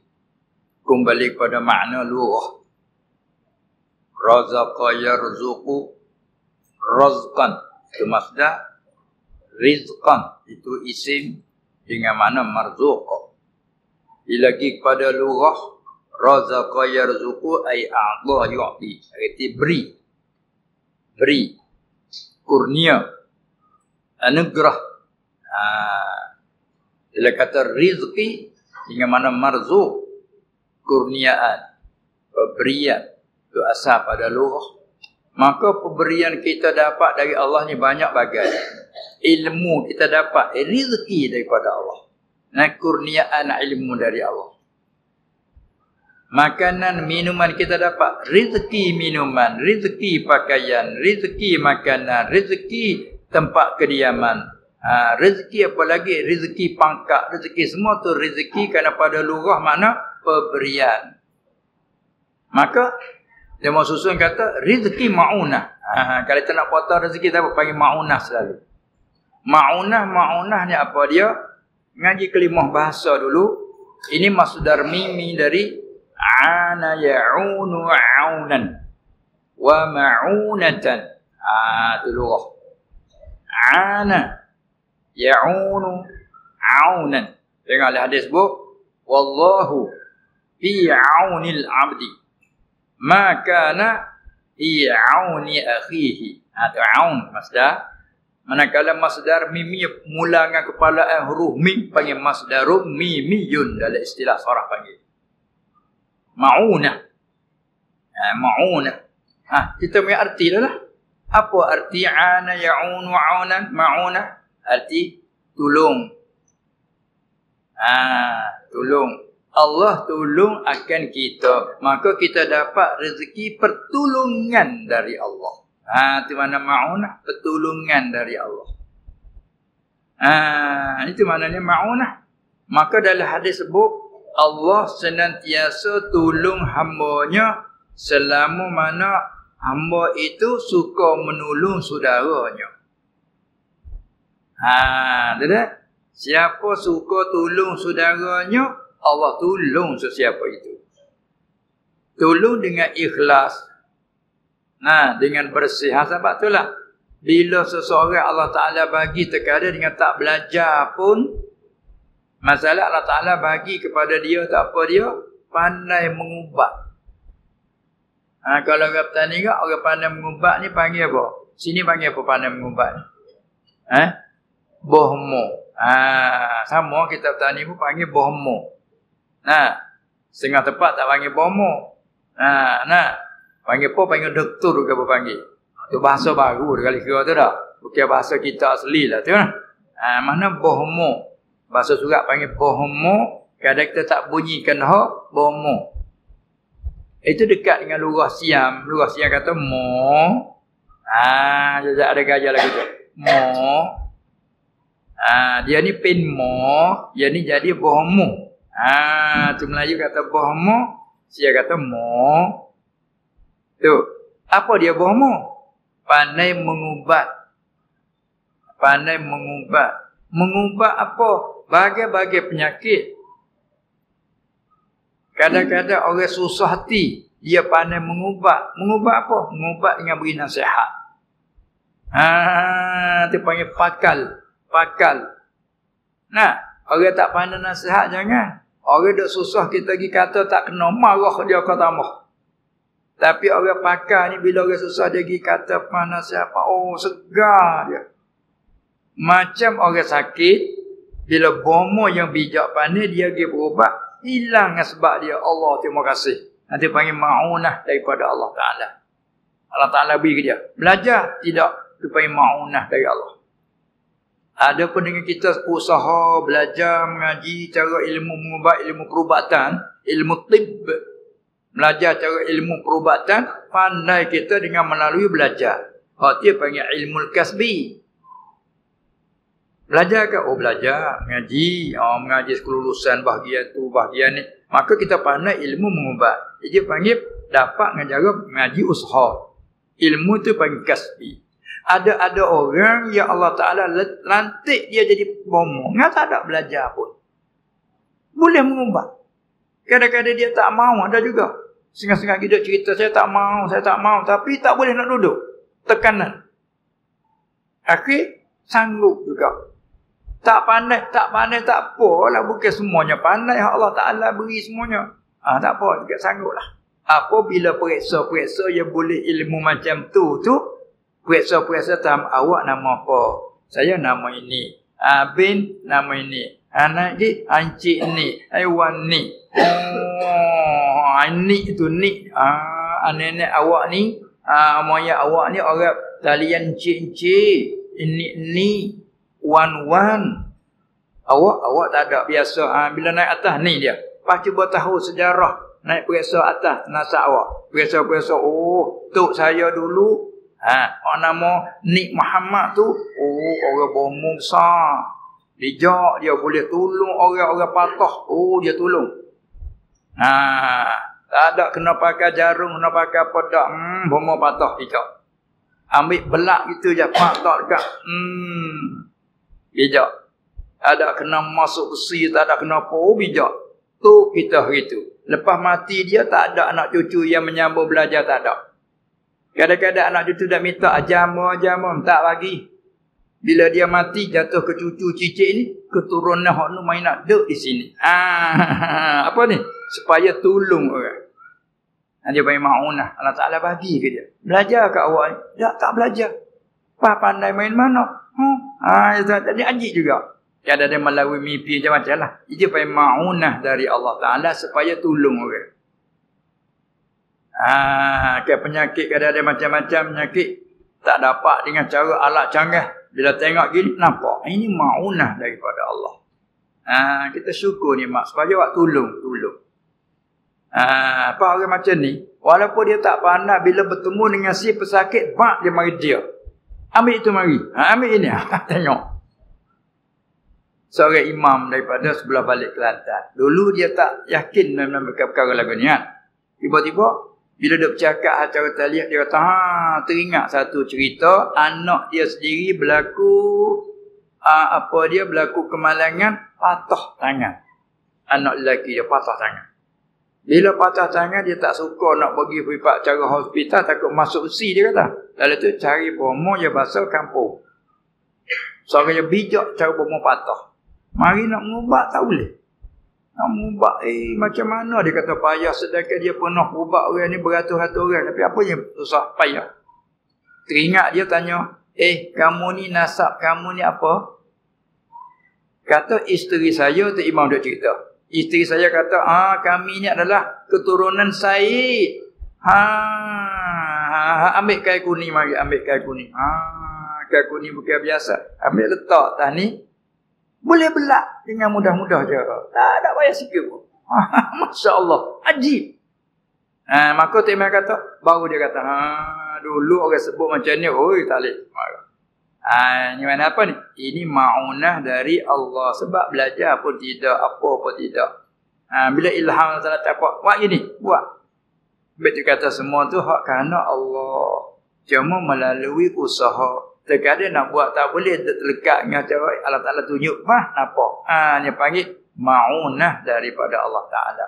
Kalau orang wali-wali dia panggil karamat. Kalau orang Nabi-Nabi Rasul dia panggil mu'jizat. Itu rupanya.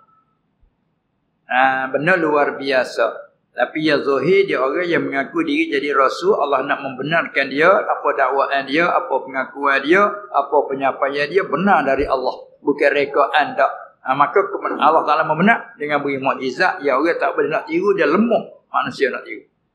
Kalau orang mentabak wali, Allah Taala bagi juga benar yang luar biasa, dipanggil karamat, tak panggil mukjizat lah. Tukar dengan rasul. Lepas tu bila orang soleh yang biasa, Allah Ta'ala bagi untuk boleh tolong orang. Panggil ma'unah. Luar biasa lah. Itu di antara lain. Kan? Itulah asalnya. Rezeki ma'unah. Lepas tu soal lagi kita kena faham, dia semua perkaranya 4 hak terpuji. Sebelum pada dilantik jadi Nabi, berlaku benda luar biasa, panggil ilhas. Seperti dalam cerita Nabi SAW kan, bila dia berjalan, masa dia apa, dia berniaga hak Khadijah. Belum jadi Rasul lagi masa tu. Awan mari teduh dia. Jangan dia berjalan, tidak ada bayang lah dianya. Awan teduh. Itu apa tu? Benda pelik, luar biasa. Maka belum dia jadi Nabi lagi ketika tu. Panggil irhas namanya. Panggil irhas. Bila lepas pada jadi Nabi dan Rasul, panggil mukjizat. Bila bukan Nabi, hanya orang bertabak wali je. Benda luar biasa berlaku, panggil karamat. Bila orang bukan siapa bertabak wali, hanya orang soleh biasa begitulah. Orang soleh mana orang baik. Maka panggil ma'unah. Ini 4 ni terpuji. Pak ada lagi muqabil bagi itu panggilan istidraj. Tu. Istidraj. Dan sihir. Benda tu benda salah tu. Haram tu. Istidraj. Sihir. Dia panggil apa lagi? Syu'uzah. Tu di antaranya. Panggil syu'uzah ni mana? Cepat mata. Supaya orang main judi apa dia panah tukar tangan dia cepat ke tak tengok tak cepat mata. Ada dia main judi. Kalau zaman dulu kan, main 3 apa macam dah apa panggil tu. Letak orang yang menengok. Nak main judi dia tengok duduk situ. Tapi bila dia letak situ, bila buka tak kena duduk sini. Ini panggil cepat tangan. Seakan-akan sebuah sihir juga tu.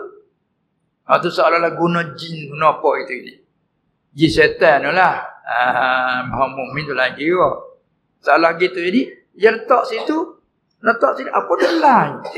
Cepatnya tukar masa mana. Itu panggil syu'uzah, itu haram. Dan seperti mana ada setengah-setengah orang dah buat tu, macam sihir. Ambil gulung-gulung kertas masuk dalam mulut. Mamuk. Tarik balik tu duit saja. Oh, jadi duit. Ni pernah tengok zaman kecil-kecil dulu. Panggil orang sihir. Ambil kertas, mamuk gitu. Bila waktu duit. Mata wang. Pak kita tahu, pandai buat duit. Kalau pandai buat duit, hidup sihir jual ubat apa, maka buat duit rumah. Tu panggil apa yang menipu, panggil tu haram tu kerjaan aku tu. Panggil sihir, syu'uzah, atau haram. Balik mata, baik orang tengok, nampak ni, bukan lain. Tu hubungan dengan tu belakang tu haram mainan tu. Haram. Nah, itu dia. Lepas tu, istidraj. Istidraj ni, Allah Ta'ala bagi ke dia luar biasa juga. Tapi untuk menaikkan dia setengah ke setengah di atas kejahatan. Itu istidraj. Seperti Allah Ta'ala bagi kepada Fir'aun. Ya, Allah Ta'ala bagi kepada Fir'aun ni. Dia mengaku dirinya siapa mengaku Tuhan. Allah Ta'ala bagi dia tak pernah sakit. Itu istidraj. Tak pernah sakit. Dia makan tu makan mewah sedap. Tapi dia tak qada hajat. Lama-lama sekali baru qada hajat. Dia panggil apa tu? Bukan karamat tu. Sebab Tuhan punya apa? Kufur dengan Allah Ta'ala. Itu panggil istidraj. Maka hal ni awliya dah takut ke istidraj ni. Boleh berjalan atas udara. Boleh berjalan atas air. Tak payah pakai bot, perahu, kapal. Pakai berjalan. Kau seperti berjalan atas darat. Jalan atas darat. Dia berjalan atas air. Sebab kita semayah apa jadah atas semijah apa atas air. Itu orang panggil apa? Kalau dia mentabak orang wali, panggil karamat. Kalau orang tu bukan orang mentabak orang wali, orang kufur, panggil itu istidraj. Seperti orang bijak dalam ketua-ketua agama lain. Kan masalah kadang-kadang kita tahu karamat. Bukan karamat, itu istidraj. Berlaku di atas orang yang kufur dengan Allah. Itu panggil istidrak. Maka sebab itulah kita jangan amal niat begitu dia begini takut jatuh ke dalam istidrak. Apa kita kanak Tuhan bagi. Kita pun suka lah galak lah hatinya. Kita nak Tuhan bagi lagi. Nak bagi lagi. Kita nak sekian boleh lebih pada kanak. Lama kita jadi gila tiga. Turut ikut. Boom jatuh dalam keburukan. Dia panggil istidrak. Istidrak di mana? Menjadikan satu derajat. Dia kau naik. Tinggi. Tem jatuh. Dalam maksiat. Dia panggil istidrak. Dan orang petani boleh panggil apa lagi? Perupan. Ada perupan.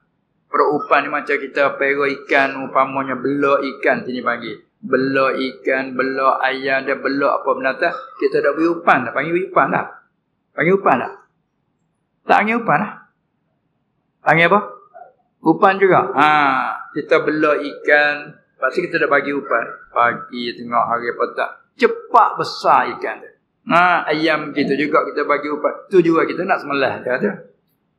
Tu panggil istidraj. Ada lagi tu. Ni Allah Ta'ala bagi. Kita nak ke apa? Dia bagi. Nak lebih? Bagi. Nak kepada apa? Bagi. Nak nama bagi. Kita ni lupa ke dia? Duk bahasa kata kita. Lupa ke dia, siapa tak beriman dengan dia. Siapa kufur dengan nikmat dia. Tapi kanak kita dia bagi. Nak sikit boleh banyak. Dia panggil istidrak. Dia takut tu. Sampai bagi orang awliya dia tak ada nak. Tapi Allah Ta'ala bagi untuk memudah bagi dia. Dia nak pergi ke mana, dia boleh pergi dengan sekian. Itu nak memudah bagi dia. Tapi bagi dia, al-istiqamatu khairum min alfi karamat. Istiqamah di atas amalan itu lebih baik daripada 1000 kali karamat. Tapi hak Tuhan bagi, terima amanah dari Allah. Itu. Masa kita tu boleh sikit lagi, kita tunggu boleh 4-15 minit lagi lah. Mana nak rehat sikit pasal-pasal. Penat sikit daripada pagi tadi lagi. Sudah Pak harapan selalu pergi mengajar, sudah mengajar selalu mereka ni Allah. Jadi rasa penat sikit. Tapi inilah. Ya contoh begini, ya orang guru ni ibarat macam bomo juga, macam bidan juga. Dia tu tak arak, duk demam. Rakyat kata, tu Aminah dah nak beranak bangun segar dia boleh pergi. Tu dia. Kadang-kadang dia duk sakit, duk uzur, penat. Rakyat kata, nenek, Aminah dah nak beranak, nak melahir, dia beranak lekat. Nak duk tadi dah dia, selalu dah pergi. Sudah dia menyelesaikan lahir tu biar anak siap, dia balik, dia demam semula. Dia sambung, dia demam tak sudah lagi. Begitu ke bomo je tu lah. Tengah malam, pukul 3 malam, kau bila kata, baru tengok tak ayah. Orang nak sakit apa, dia bangun pergi selalu. Tak kita ke pasal tak ada tanggungan. Dah, pukul 11 jadilah, pukul 12 jangan mari. Orang sakit, tak ada ikut jam. Ada nak jatuh tanggungan dia diletak oleh Allah. Begitulah. Maknanya walaupun dalam keadaan penat, tapi bila bercakap jadi dia panggil salah kata, dia mari semangat dia tu. Oleh demikian kita beri masa sekitar 15 minit lagi. Kalau ada soalan lagi boleh. Ada lagi boleh. Kalau kita sambung esok lah pula insya-Allah. Ada apa lagi?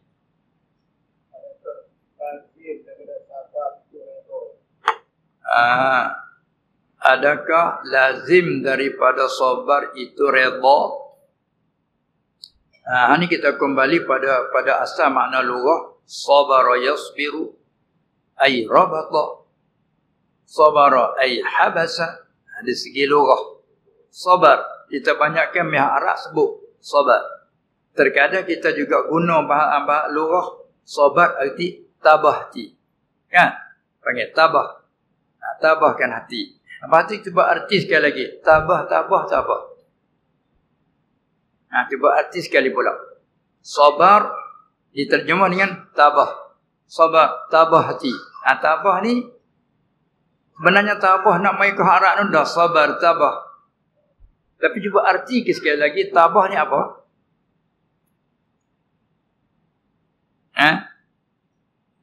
Kalau kita mengaji puasa pula. Asyam dengan mana al-imsak. Imsak menahan. Menahan. Apa menahan? Kalau orang petani dia panggil bera'ak. Dekat dengan kelima siang panggil ut. Bera'ak. Apa bera'ak? Begini. Bila kita tengok jam sekian dah masuk fajar, masuk waktu subuh, kita pun menahan daripada makanan, minuman, yakni segala perkara yang membatalkan. Sampai kata ingin pun kita menahan juga. Tak ikut ke ingin tu.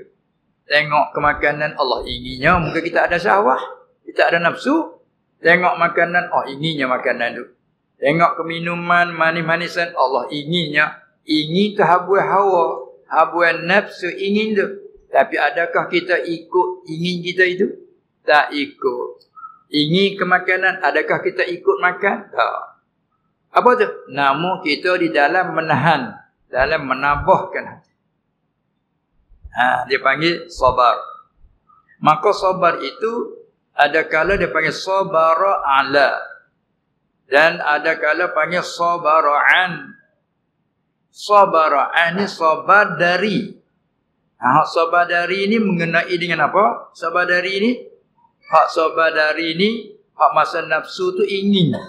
Kita sabar darinya. Atau mana kita menahankan daripada ikut. Ya. Panggil sabar dari. Seperti sabar daripada maksiat. Kita kata sabar atas maksiat. Bahasa tak guna macam tu. Sabar daripada maksiat. Mana kita tahankan hati kita. Ingin sekalipun kita tahankan hati kita daripada ikut. Seolah-olah sabara dengan mana rabata. Mana tamatkan, ikatkan. Nah, supaya lembu kita bila kita ikat di leher dia. Mari di penyacang. Ataupun ikat di batang kayu. Maka dia nak pergi macam mana? Dia mesti tu. Walaupun dia nampak kawan dia nak pergi tak ada, dia dekat. Dia panggil ikat dia. Maka hati sabar dari. Mana ikatkan hati dari. Itu asal pada luar sabara mana rabata. Dan satu lagi sabara dengan mana habasa. Habasa ni panggil kurung. Tak kurung? Kurung. Nah, seperti orang salah. Ambil kurung dalam penjara. Tu kurung. Tu panggil sabar juga tu pada luar. Kurung dia. Dari kurung nak gimana lagi? Hati nak buat, nak pergi tak boleh. Dah kena kurung. Maka sabar. Apa sabar? Kurungkan hatimu itu. Hati berasa nak buat suatu maksiat. Tapi bila kena kurung, mana boleh buat? Tengok dia dalam penjara. Nak buat tak boleh. Dah kena kurung. Ayam kita, dia berterbang itu, berterbang. Kita ambil kurung. Maka bagaimana dia nak terbang? Tak boleh lah. Begitu hati kita, dia mau pada maksiat, mau kepada itu, kurung dia. Itu sabar. Itu panggil. Itu faham luah dulu. Kerana kita banyak guna Arab. Sabar. Mana? Kau nak marah, tahankan daripada kemarahan itu. Tahan daripada kemarahan itu. Ada yang sabar. Kemudian nak soalnya, adakah berlaziman dengan redha? Sabar adakah berlaziman dengan redha? Bila benar ia berlaziman, kaedah kita al-mutalaziman la yang fakan. Dua ia berlaziman, dia tidak bercerai tangga. Itu panggil berlaziman. Maka antara sabar dengan redha tu ada berlaziman ke tak? Tak berlaziman. Oleh orang sabar adanya redha. Tapi terkadang sabar tapi hati tak redha. Ada juga. Itu kata tak berlaziman. Kita nak marah. Nak marah satu orang tu buat menyakiti kita. Nak marah. Mari saudara. Sabar. Maknanya tahan. Jangan lagi jangan. Sabar. Kita pun awak sayang kata sabar. Kalau tanya mu redha dah. Aku tak redha. Tengok tu. Aku tak rela. Tak rela jadi ke Melayu lah. Tak rela tu. Sabar. Kita sabar. Nak buat, nak balas. Sabar. Sabar. Mana tak buat, tak ikut kehendak tu. Tapi redha aku tak redha. Apa kata redha dengan sabar bukan dua yang berlaziman. Terkadang sabar lagi redha. Terkadang sabar tapi tak redha. Ada tu. Itu. Habis. Ada lagi? Soalan boleh sikit lagi?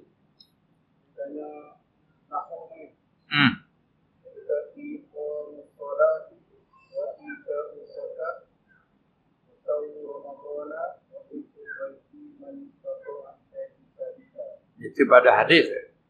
Hadis. Hadis buniyal Islam. Buniyal Islam ala khamsin. Yang pertama,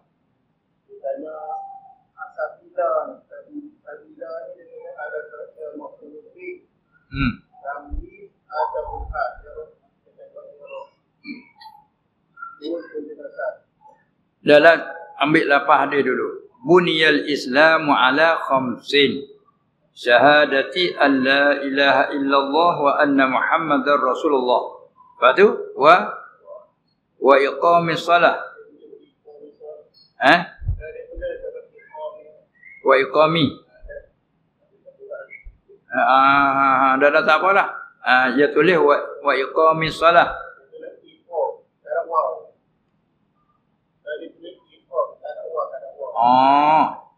Ya tak boleh, dia kena tulis jadi molek lah. Wa iqamis salah kena ada lah pasal dia ambil tebuk tengah kata.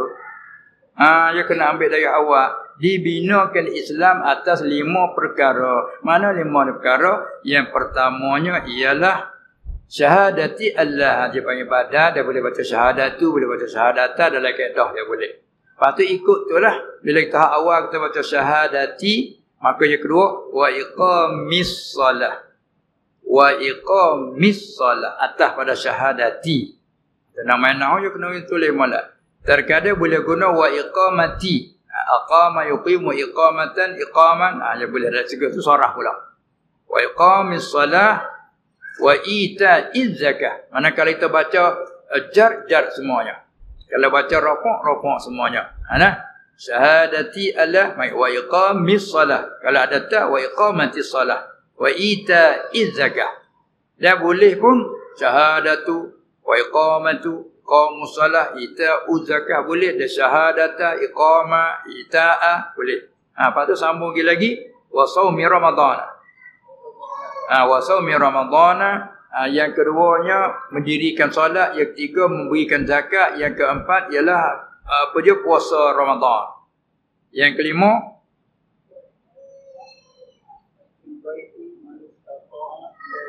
lepas tu yang kelima tengok di tadi. Kalau kita baca syahadati wa hijjil baiti. Kalau kita sana baca syahadatu wa hijjul baiti. Dia ikut, dia panggil tabik. Kata dia panggil. Kemudian situ wa hijji baiti. Lepas tu man istata'a ilaihi sabila. Tepat nak tanya?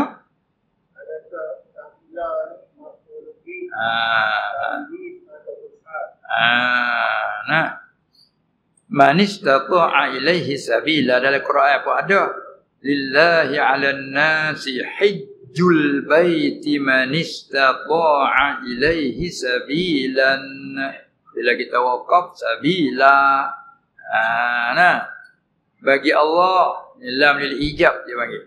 Bagi Allah di atas manusia, segala manusia itu hajjul bait, mengunjung. Itu asal pada lurah. Hajj ayil qasd, mengunjung ke Baitullah dengan mengunjung secara ibadat tertentu. Itu makna pada syarak hajj.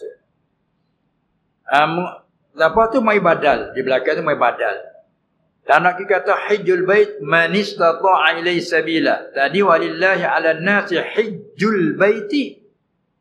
Mengunjungkan Kaabah idafah kepada maf'ul dipanggil. Lillahi 'alan nas, atas semua manusia. Bunyi kata setiap orang tu wajib semua haji. Mari badal pada ba'. Man istata'a, man ialah kerana ki an-nasih wajib kena buat haji tu ialah bukan semua orang. Man mereka orang yang istata'a. Bila kita wasaf man istata'a, asalnya man istata'a. Bila kita wasaf man istata'a, orang yang kuasa ia ilaihi kepadanya, kepada bait. Kuasa apa dia? Akan jalan. Itu mafu. Man istata'a ilaihi sabilan, ay sabilan ilaih. Ilaih ni takluk pada sabilan belakang. Bukan kata wajib atas semua manusia. Manusia ni orang yang kuasa akan jalan kepadanya, kepada baik. Jadi sabila maf'ul istata'a. Itu dia. Kuasa ia akan jalan.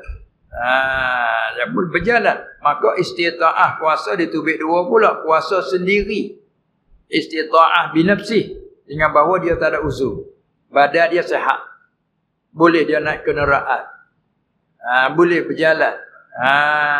Badan dia sihat, dia panggil istita'ah binafsi. Maka kalau dia kuasa sendiri, mesti badan sendiri kena menuju. Tak boleh nak wakil kepada orang lain. Nak ambil duit, nak upah orang buat haji kita. Tak boleh. Sebab kita ni sihat. Kita boleh pergi, boleh naik kenderaan sendiri. Dia panggil istita'ah binafsi. Sebab ibadat haji ni, umrah, ibadat ia bahasa campur badan, ibadat badaniyah wal maliyah. Sebab tidak kait tu. Man istata'a ilaihi sabila. Orang yang kuasa jalan kepadanya. Nak kuasa jalan? Kuasa sendiri, dirinya sihat. Boleh pergi sendiri.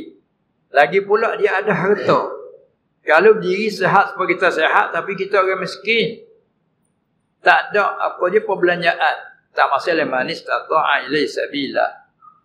Atau apa orang tu ada harta, boleh buat perbelanjaan tapi diri tak sihat, kena penyakit stroke dan sebagainya. Orang panggil masalah istita'ah bi ghairi namanya. Kuasa buat haji dengan orang lain.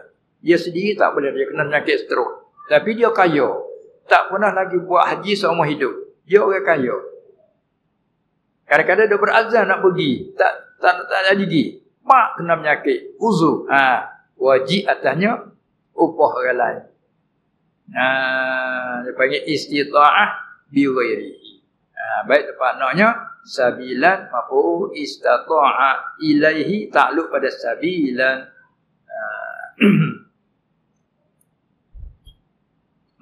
Habis tak?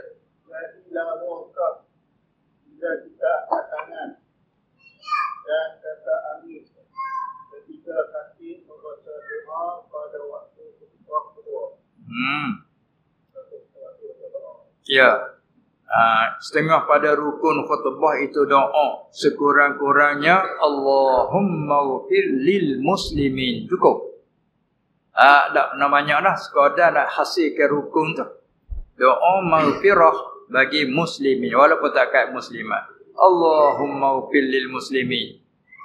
Wa sallallahu alaihi Muhammad. Sudah. Tebak. Rekat sekali. Tapi kita panjang lagi doa banyak lagi. Nak ayat tu sekarang cuk memadai, ya. Lepas tu timbul masalahnya. Lara tak lara. Apa?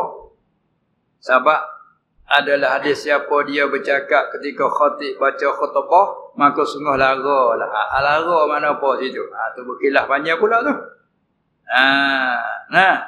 Sebab dia daripada bercakap ni lagi dah. Apa hukumnya bercakap ketika khatib baca khutbah?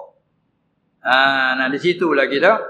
Maka bercakap tu ada khilaf. Kata setengah wajib perhati dengar. Bila wajib perhati dengar, haram bercakap. Kata setengah sunat perhati dengar, makruh bercakap. Jadi sana tu lagi dah. Dia main sebut hujung ni saja dia awal lagi. Dia khilaf betul. Fastami'u lahu wa ansitu. PA apa kalau mengaji kelima? PA amar. Wa idza quri'al Qur'anu. Ini pun khilaf 2, 4, 5, 6 kaum pula ayat ni turun mengenai apakah? Satu kaum kata ayat ni turun mengenai khutbah. Sebab tu itlaq Quran muradnya khutbah. Wa idza quri'al Qur'an ayil khutbah. Bapa khutbah panggil Quran, atas kaum tafsir kata murad khutbah. Dia panggil min itlaqil juz'i wa iradatil kull. Apa kull? Kull ni khutbah. Nak jadi khutbah kena ada pujinya, alhamdulillah sekurang-kurang. Ada selawat salam wassalatu wassalam ala Rasulillah, dan kena ada sedikit daripada usia takwa. Taqullah. Tu rukun. Maka tiga-tiga rukun ni, dia dua-dua khutbah mesti ada. Kan? Lepas tu rukun yang keempatnya baca sedikit ayat yang memberi faham. Ya ayyuhallazina amanu taqullaha haqqa tuqatih wa la tamutunna. Ataupun apa yang nak qul huwallahu ahad. Masalah. Nah, hasil rukun yang kelima ini, rukun ini diberi pilih dalam khutbah yang pertama ataupun dalam yang kedua. Maka setiap-tiap ada sebut kedua ayat. Khutbah pertama sebut, khutbah kedua sebut. Rukun yang kelima, doa bagi muslim. Ini khusus khutbah yang kedua. Sekurang-kurang Allahumma ufili. Allahumma ufili muslimin. Cukup. Lepas tu duk panjang lagi tu, tambah banyak lah. Jadi ayat tu kata wa idza quri'al qur'anu, apabila dibacakan Quran, atas satu tafsir kata khutbah. Bila khutbah diperdengarkan oleh khatib, fastami'u lahu wa ansitu, maka istami', apa istami'? Perhati dengar. Bukan dengar saja, perhati dengar. Tu fastami'u. Tak supaya kalau kata dengar, itu fasma'u. Ni pun tak dengar, duk perhati, ni panggil istima' namanya.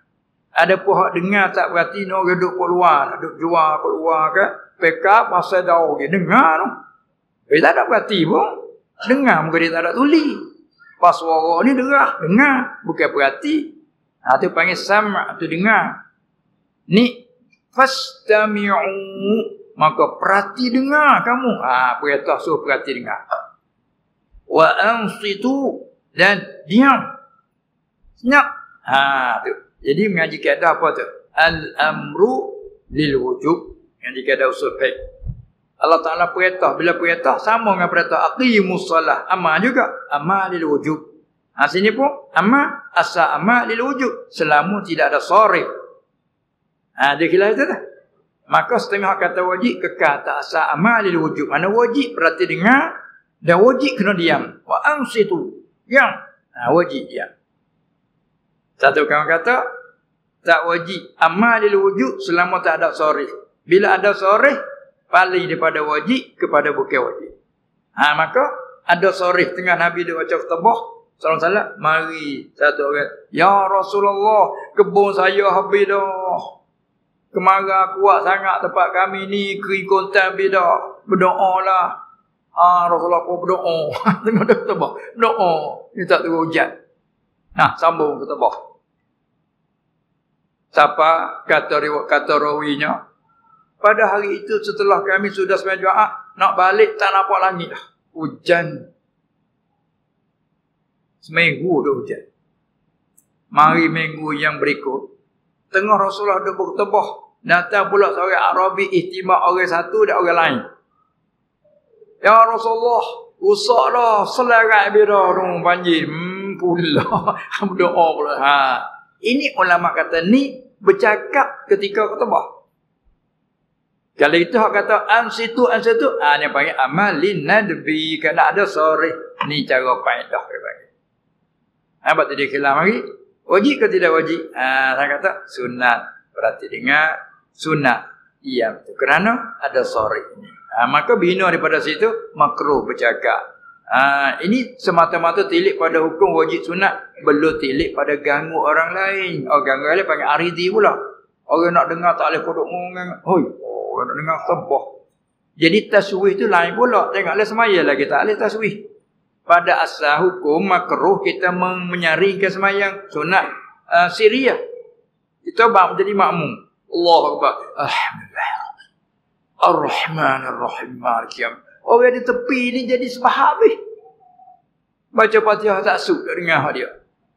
Kita ni iya kan awak. Dia dah punya dia. Dia nak siratal mustaqim. Kita ni terlupa. Malik yaumiddin semula. Allah terganggu. Lain kali tak saya duduk dah tepi tu. Ni apa ni? Taswish orang lain. Asal makruh menyaringkan. Bila bawa pada ganggu orang lain, aridi yang bagi haram. Ada aridi yang bagi. Ini semata-mata hukum masalah perhati dengar senyap itu apa hukumnya? Khilaf di antara wajib sunat. Kata wajib tilik pada asal amal. Kata sunat kena ada sore. Jadi bina situ sebalik lagi kah?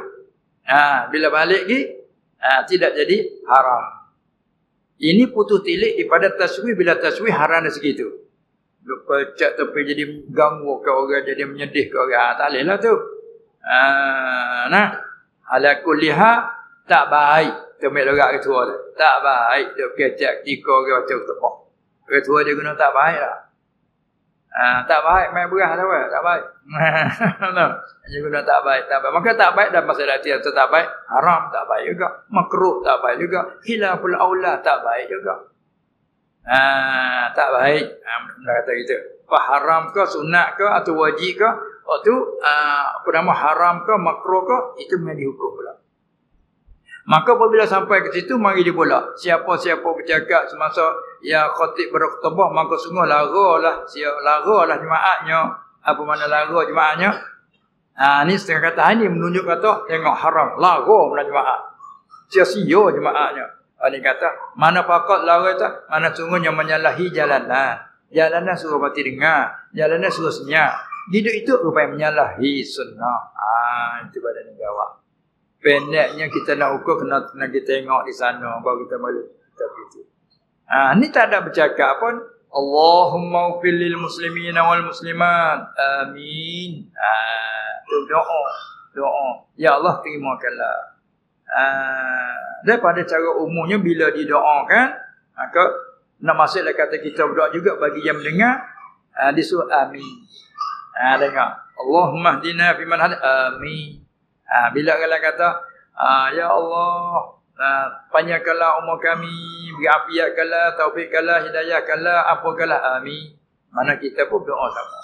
Daripada asal. Pendek kata ini dengan kita dewa kasar lagi. Siapa larus ya amin.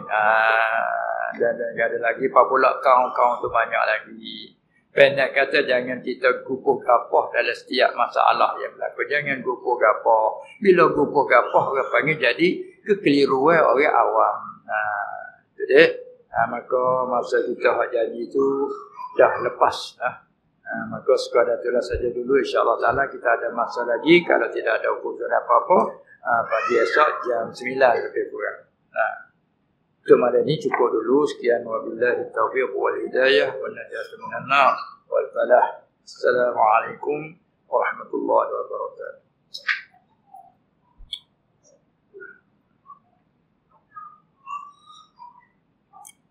Al-Fatihah. A'udzubillahi minasyaitonir rajim. Alhamdulillahi rabbil alamin. Ihdinas siratal mustaqim. صراط الذين أنعمت عليهم غير المغضوب عليهم. بسم الله الرحمن الرحيم. الحمد لله رب العالمين والصلاة والسلام على سيد المرسلين وعلى آله وأصحابه أجمعين. اللهم إنك عفو كريم تحب العفو فاعف عنا. اللهم إنا نسألك السلامة والعافية في الدين والدنيا والآخرة والأهل والمال إنك على كل شيء قدير. اللهم بحرمة الجمعة اغفر لنا ذنوبنا واكشف عنا كربتنا. ربنا آمنا فاغفر لنا وارحمنا وأنت خير الراحمين. وصلى الله على سيدنا محمد وعلى آله وصحبه أجمعين والحمد لله رب العالمين.